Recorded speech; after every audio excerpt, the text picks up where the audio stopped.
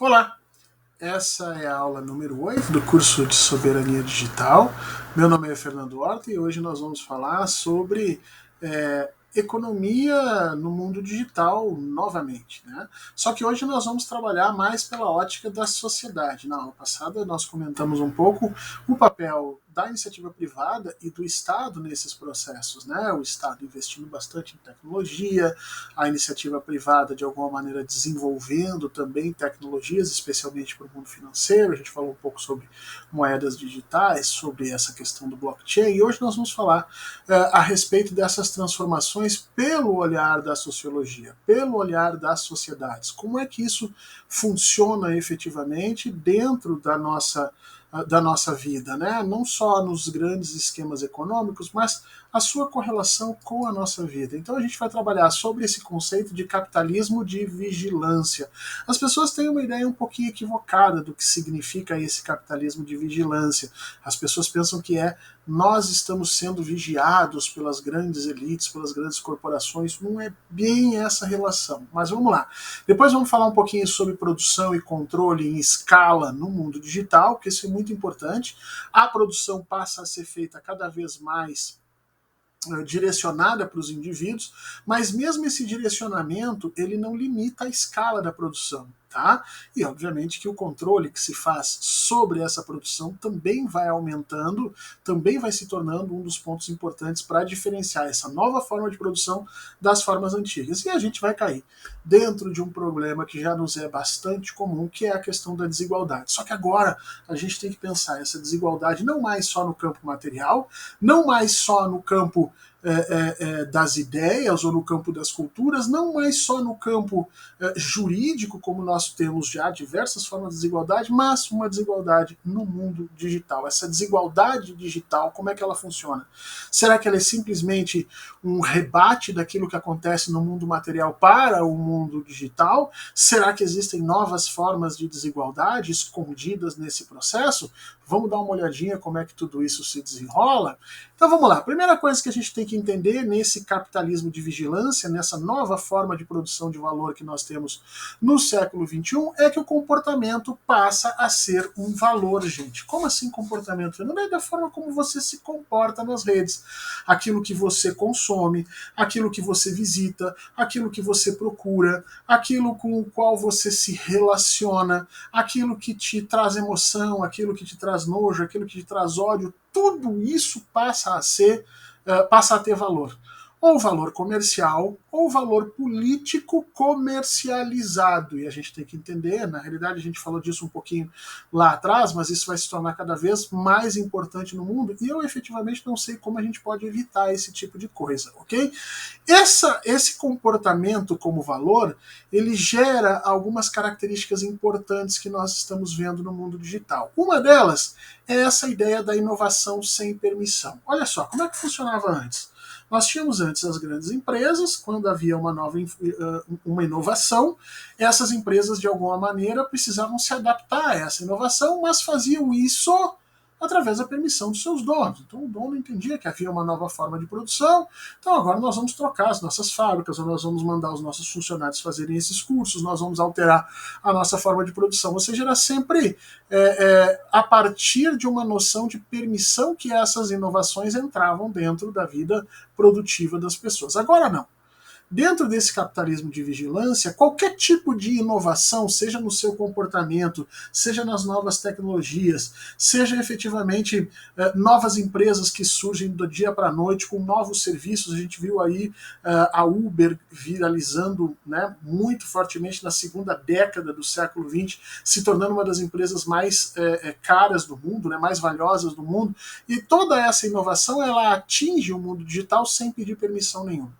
Ou seja, as coisas vão acontecendo, e se o processo produtivo não se move, se o processo produtivo de um determinado país não se adapta a isso, ele vai ficando para trás efetivamente. Né? E aí você tem que entender a relação disso. Ou seja, o mundo digital vai acabar moldando esse mundo social da produção. A partir das grandes transformações digitais, nós temos a sociedade precisando se readaptar. Nós vimos isso, por exemplo, nesses novos empregos precarizados, através dos aplicativos de entrega, através da própria Uber. Quer dizer, o mundo digital vai se transformando e o mundo material está indo a reboque. E aí a gente tem que pensar um pouquinho sobre essa questão da vida digital e da vida material. Nós fomos criados numa era em que a nossa vida material organizava qualquer coisa que nós viéssemos a fazer no mundo digital. Se eu vou comprar um iPod, se eu vou ouvir música, se eu não vou, pois agora inverteu essa relação. O teu mundo digital, ele condiciona a tua realidade social, a tua realidade, inclusive, produtiva. E é importante que a gente compreenda essa alteração para perceber como isso impacta efetivamente na vida das pessoas. Né? E aí isso vem de duas formas: produção no mundo digital e controle. E essas duas coisas em escala, ou seja, nós estamos, a partir da grande revolução digital, nós estamos conseguindo produzir coisas para um número muito grande de pessoas, mas com características pessoais nessa produção. Ou seja, mesmo que eu crie determinados serviços na internet, um site, vendas de alguma coisa, aqui eu dei o exemplo do Napster, né? Alguém que começou a vender músicas no mundo digital. O iPod fez isso, foi uma enorme revolução, né? Então eu começo a vender música no mundo digital, eu perco o meu referencial material sobre isso, ou seja, não são mais discos, não são mais fitas, mas é música, mas eu consigo ganhar em escala, por quê? Porque pelo manejo da informação, eu consigo atender a cada um dos meus clientes com a música que efetivamente ele quer, com os artistas que ele quer, indiferente a se eu tenho um consumidor ou 50 mil consumidores para aquela música ou para aquele artista. Como eu não tenho mais o componente material da produção, eu consigo fazer ganhos em escala no mundo digital. O iPod, que a Apple lançou, promoveu isso. Eles se tornaram, num período de 6 meses, e o texto que está organizado para ler nessa aula mostra isso, num período de 6 meses eles se tornaram a empresa que mais vendeu música na história da humanidade. Imaginando que eles fizeram isso, e nós tínhamos toda uma indústria fonográfica antes. Então, para teres uma ideia do processo de transformação que essas novas ferramentas nos trazem e como isso aumenta os ganhos dentro do mundo digital. Né? E aí nós temos dois probleminhas aqui. O trabalho passou a se tornar um problema, porque compara com as antigas indústrias fonográficas, por exemplo. Você tinha ali o trabalho do pessoal que prensava o disco, você tinha o trabalho do pessoal que entregava esses discos, você tinha o trabalho de divulgação. Esses trabalhos todos que são acessórios ao processo da produção se tornaram um problema no mundo digital. Eles são um custo que, de alguma maneira, precisam ser rebaixados. E por isso que todos esses trabalhos acessórios estão sofrendo uma diminuição no seu valor. Né? Estamos tendo ataques às legislações trabalhistas em todos os lugares do mundo para que esses trabalhos fiquem cada vez mais baratos. E se você reduz o valor desses trabalhos, por outro lado, o consumo passa a ser solução. Ou seja, esse trabalhador, embora esteja cada vez mais alijado desse processo produtivo, cada vez mais longe desse mundo digital, ele ainda assim é convidado para esse mundo a partir da ótica do consumo. Então você pode trabalhar entregando comida, né? E no final você pode se tornar também um consumidor nesse processo. Só que esses dois termos não se equivalem. Você ganha muito pouco nesse processo de trabalho e acaba pagando os mesmos valores se você quiser consumir. Né? Aquele mapinha ali mostra para vocês o consumo de energia que nós estamos tendo em cada uma daquelas regiões. E eu queria que vocês dessem uma olhadinha em cima disso, né? Porque o consumo de energia está totalmente atrelado ao processo de produção dentro do mundo digital. Eu preciso estar o tempo todo logado, eu preciso estar com máquinas para produzir determinadas coisas e, portanto, eu consumo mais energia. Então é justo que você imagine que as áreas em que se consome mais energia são as áreas em que você está tendo maior produção dentro do mundo digital. Produção do que, Fernando?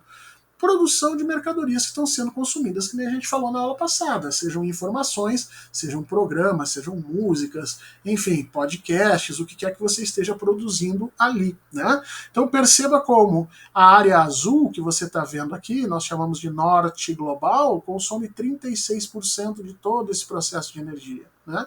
E veja como a América Latina, onde nós estamos, toda a América Latina, 5% da energia do mundo ali é consumida por aqui. Então, por aí você vê que há efetivamente uma enorme desigualdade nesse processo produtivo em termos internacionais, né? E aí eu preciso discutir o que é essa desigualdade digital, né? Que tipo de desigualdade é essa, né? Será que essa desigualdade é meramente um rebate da desigualdade material? E aí você vai ver que não é bem assim, né?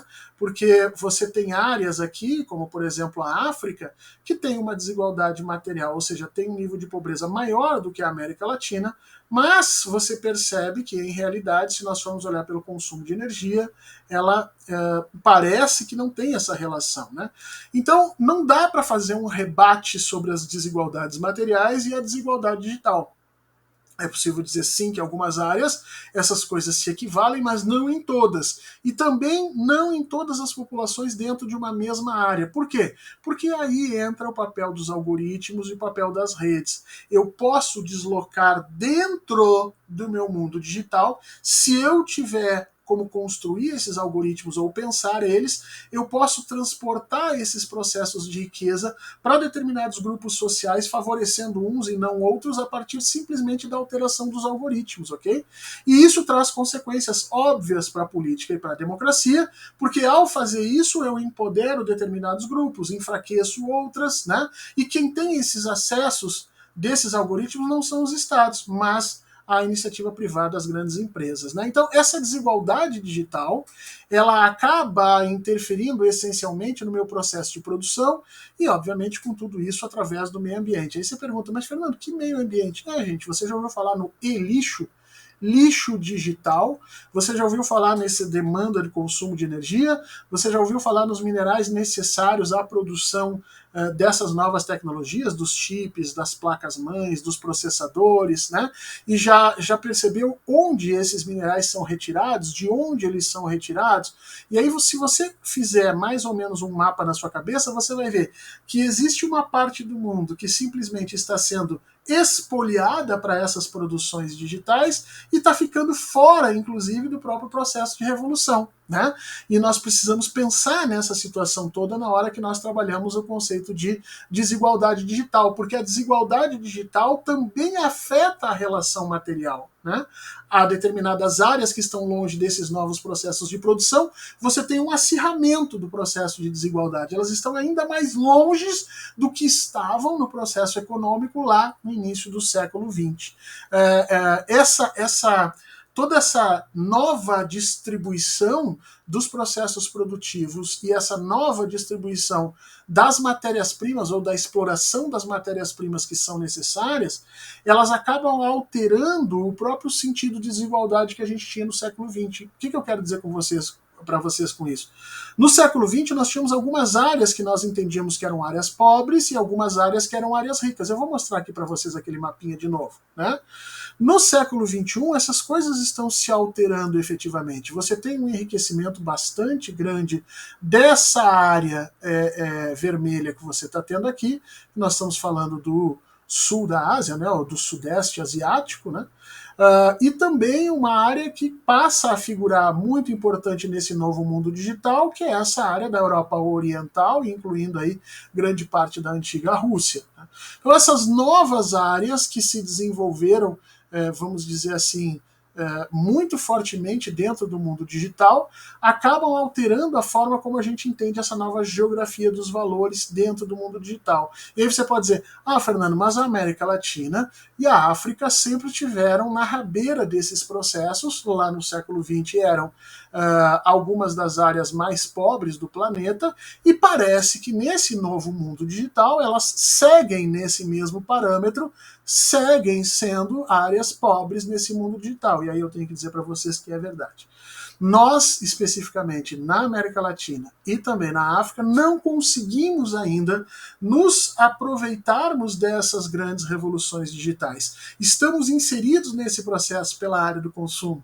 E uma das coisas que nós precisamos pensar enquanto país, enquanto sociedade, é como alterar os rumos desse enorme processo. Senão, nós vamos ter essa redistribuição digital acontecendo crescendo e nós vamos sair de uma escala de desigualdade material, onde nós tínhamos lá o nosso espaço entre os últimos degraus, para ainda estarmos mais longe dos países na liderança no mundo digital. Ou seja, se a nossa desigualdade material já era grande, parece que com as novas tecnologias digitais, da forma como nós estamos lidando até agora, a nossa desigualdade digital se tornou ainda maior, e é importante que a gente passe a pensar nisso enquanto país para modificar o futuro da